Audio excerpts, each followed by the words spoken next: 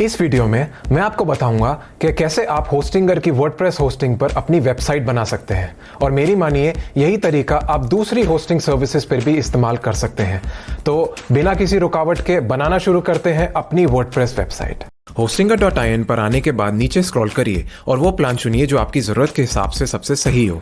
इस वीडियो के लिए मैं प्रीमियम शेड होस्टिंग का इस्तेमाल करूंगा। ऐड टू कार्ट पर क्लिक कीजिए और यहाँ से अपना होस्टिंग पैकेज चुन लीजिए। मैं इसे 12 महीने तक का रखूंगा। यहाँ पर आप बना सकते हैं अपना अकाउंट। पेमेंट करने का तरीका चुनिए और जैसा कि आप देख रहे हैं इस होस्टिंग प्लान के साथ हमें मुफ्त मिलेगा डोमेन का नाम और SSL सर्टिफिकेट। भूले बिना कूपन कोड डालें HA10 अपनी खरीद पर 10% डिस्काउंट पाने के लिए।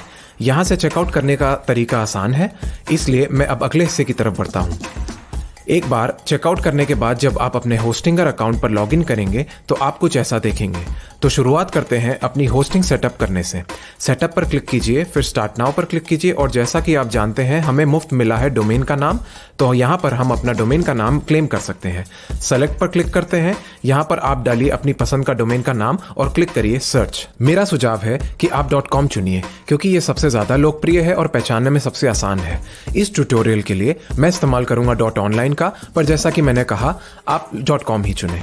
बस डोमेन का नाम डालिए, सर्च पर क्लिक कीजिए, फिर कंटिन्यू पर क्लिक कीजिए। Build a new website select कीजिए और फिर चुनिए वर्डप्रेस। और ठीक यहाँ आपको अपना ईमेल एड्रेस डालना होगा और पासवर्ड सेट करना होगा।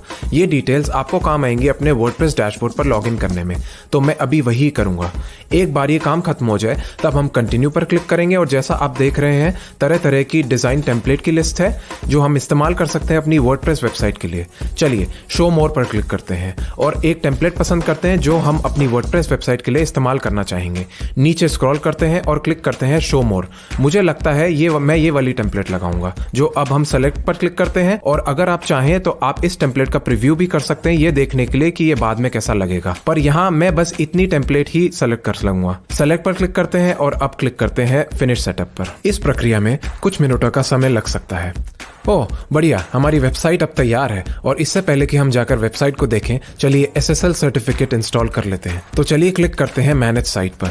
जैसा कि आप यहाँ देख रहे हैं हमें यह मैसेज आया है कि अभी हमारा डोमेन का नाम रजिस्टर नहीं हुआ है। तो इससे पहले कि हम इंस्टॉल करें SSL सर्टिफिकेट हमें पूरा करना होगा डोमेन रजिस्ट्रेशन। तो क्लिक करते हैं फिनिश डोमेन रजिस्ट्रेशन पर और यहाँ पर आपको डालनी होगी अपनी जानकारी जैसे नाम, सरनेम, पता, शहर वगैरह। तो बस डालते जाइए सारी जरूरी जानकारी और एक बार आप सारा काम खत्म कर लेते हैं बस सेटअप पर क्लिक कर दीजिए।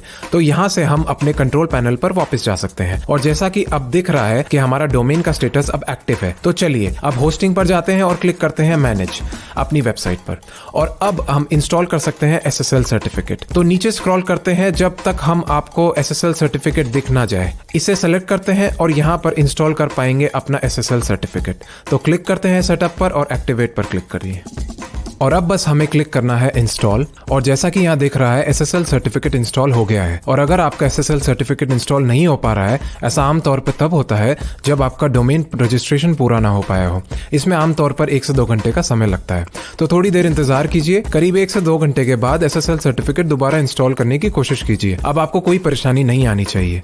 तो हमने सफलतापूर्वक SSL सर्टिफिकेट इंस्टॉल कर लिया है और यहाँ से हम जाके देख सकते हैं अपनी वेबसाइट। वाह, तो देखिए अब ऐसी दिखेगी हमारी वेबसाइट और ये वाकई बहुत अच्छी लग रही है और इसमें काफी डेमो सामान है जो कि किसी काम का नहीं है हमारी वेबसाइट के लिए अभी, और हम चाहे तो इसे बदल भी सकते हैं। तो सबसे पहले हम अपने वर्डप्रेस डैशबोर्ड पर लॉगिन करना होगा और ये करने के लिए हमको अपने URL पर जाना होगा और WP एडमिन को ऐड करना होगा। एंटर पर क्लिक कीजिए और यहाँ आपको आपकी जानकारी डालनी होगी जो हमने पहले डाली थी। अपनी वर्डप्रेस वेबसाइट पर लॉगिन करने के लिए आप रिमेंबर मी सेलेक्ट कर सकते हैं और फिर लॉगिन पर क्लिक कर सकते हैं। तो सबसे पहली चीज जो हम करना चाहेंगे वो है होम पेज पर जाना। यहाँ पर हम जाते हैं, क्लिक करते हैं विजिट साइट पर और जैसा कि आप ऊपर देख रहे हैं नेविगेशन मेन्यू में हमारे पास अलग अलग पेज हैं ताकि हम पता लगा सके कौन कौन से पेज हम रखना चाहेंगे और कौन से पेज हटाना चाहेंगे या फिर नाम बदलना चाहेंगे। तो जैसा कि आप देख रहे हैं हमारे पास एक होम पेज है, मैं उस होम पेज को रखूंगा और फिर मैं अबाउट मी पेज रखूंगा। मैं बस थोड़ा सा इसको बदल दूंगा, मैं कोर्सेज को रखूंगा और बदल दूंगा गेट फिट पेज को कॉन्टैक्ट अस में, क्योंकि मुझे लगता है कि ये संपर्क करने के लिए है। हाँ, बिल्कुल ठीक। तो मैं इस पेज को बदल दूंगा कॉन्टैक्ट अस में और मैं हटा दूंगा पिछले पेज की सारी पोस्ट और मुझे लगता है कि मैं जोड़ूंगा एक और पेज जो होगा एक ब्लॉग। यहाँ हमारे पढ़ने वाले देख पाएंगे हमारा ब्लॉग। तो शुरू करते हैं पेज बदलना। चलिए चलते हैं डैशबोर्ड पर।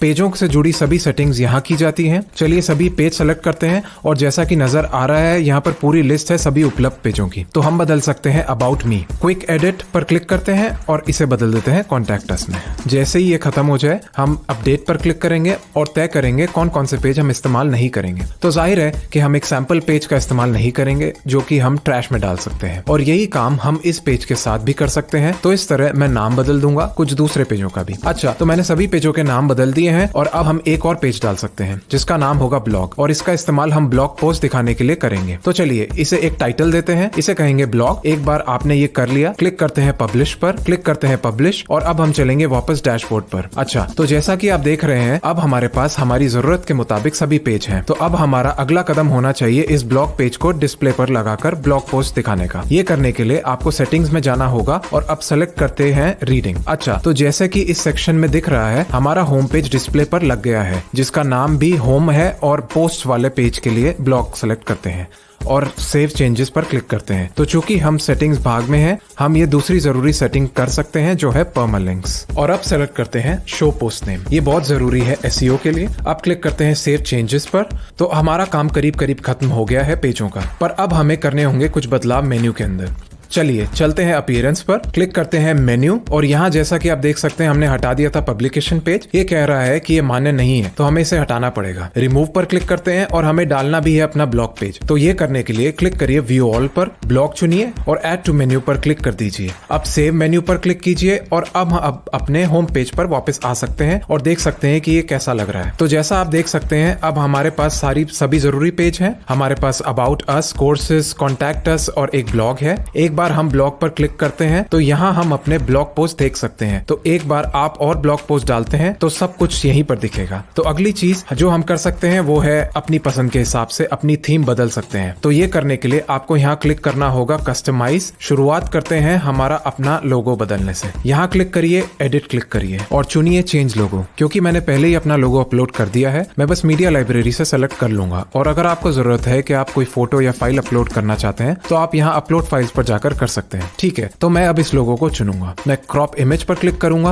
वाह, मुझे लगता है कि काफी अच्छा लग रहा है। मैं रीसाइज पर भी क्लिक कर सकता हूँ और इसे थोड़ा छोटा कर सकता हूँ। हाँ, सब कुछ बहुत अच्छा लग रहा है। तो अब हम क्लिक कर सकते हैं पब्लिश पर। सिर्फ इतना ही नहीं, मैं और भी कस्टमाइजेशन के लिए ऑप्शंस उपलब्ध हैं। अब बिना डर के सब कुछ करके देखिए। इस तरह से आपको आएगा वर्डप्रेस का प्रयोग और बेहतर तरीके से। तो अब हम बंद कर सकते हैं इस कस्टमाइजेशन के बटन को। अब अगली चीज जो हम कर सकते हैं वो है अपने होम पेज को एडिट करना। क्योंकि सभी पेज एलिमेंटर की मदद से बनाए गए हैं हमें उन्हें एडिट करना होगा वही एलिमेंटर पर। तो इस पेज को एडिट करने के लिए आपको यहाँ क्लिक करना होगा एडिट विद एलिमेंटर। तो शुरू करते हैं पहले सेक्शन से। हम बैकग्राउंड फोटो को बदल सकते हैं। यहाँ क्लिक करने से हम इस फोटो को बदल पाएंगे। अब स्टाइल्स पर क्लिक करते हैं और जैसा कि दिख रहा है ये वो फोटो है जो हमें बदलनी है। क्लिक करते हैं चूज इमेज पर और मैं इस इमेज को सेलेक्ट करूंगा। मैं इंसर्ट पर क्लिक करूंगा। ओके, अब ये काफी बेहतर लग रहा है और यहाँ पर हम कुछ बदलाव कर सकते हैं टेक्स्ट में। तो टेक्स्ट को बदलने के लिए आपको बस उसके ऊपर क्लिक करना होगा और इस तरह से आप टेक्स्ट बदल सकते हैं और बस इस तरह से आप बदल सकते हैं टेक्स्ट को।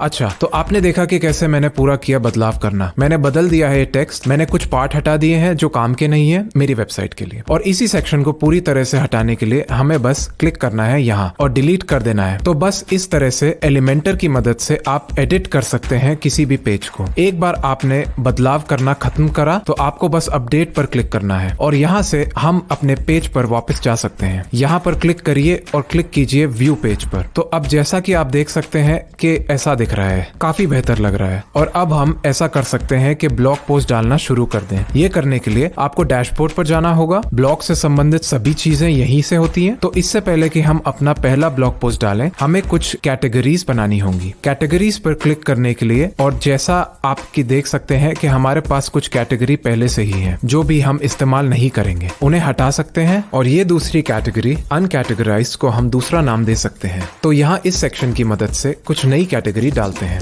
ऐड न्यू कैटेगरी पर क्लिक करिए और बस ऐसे ही आप उतनी कैटेगरी डाल सकते हैं जितनी आप चाहें। अच्छा, तो क्योंकि हमने कुछ कैटेगरी डाली है, हम एक नया ब्लॉग पोस्ट डाल सकते हैं। क्लिक कीजिए ऐड न्यू पर। अब आपको बस इतना करना है कि अपने पोस्ट को एक हेडलाइन दें और पोस्ट यहाँ लिखें, और अभी मैं वही करने जा रहा हूँ। तो मैंने अभी अपने ब्लॉग पर लिखना खत्म किया है और जैसा कि आप देख सकते हैं ये ऐसा दिखाई देगा। और अगर आपको जरूरत लगे तो आप ब्लॉग में और भी चीजें जैसे फोटो, लिस्ट और भी मिलता जुलता सब कुछ यही मिल जाएगा। एक बार आप क्लिक करेंगे इस निशान पर तो आप पाएंगे कि सभी उपलब्ध अंश यहाँ मौजूद है। बस उसे चुने जिसे आप इस्तेमाल करना चाहते हो और वो ब्लॉग में अपने आप जुड़ जाएगा। तो एक बार आपने खत्म किया ब्लॉग लिखना, अगला काम जो आपको करना है वो है डॉक्यूमेंट सेक्शन में जाना और अपने ब्लॉग पोस्ट के लिए कैटेगरी चुनना। अच्छा, तो मैं चुनूंगा वर्डप्रेस और चलिए लगाते हैं एक फीचर्ड फोटो। तो क्योंकि मैंने ये फोटो लगाई है अपनी गैलरी में, मैं बस इसे चुनूंगा और अगर आपको फोटो अपलोड करनी है आप क्लिक कर सकते हैं यहाँ। अच्छा, तो मैं अब फीचर्ड फोटो लगाऊंगा और एक बार आपने ये कर लिया, आप क्लिक करिए पब्लिश पर और क्लिक करते हैं पब्लिश एक और बार और बस हो गया, हमने डाल दिया हमारा पहला ब्लॉग पोस्ट। अब क्लिक करके देखते हैं इस पोस्ट को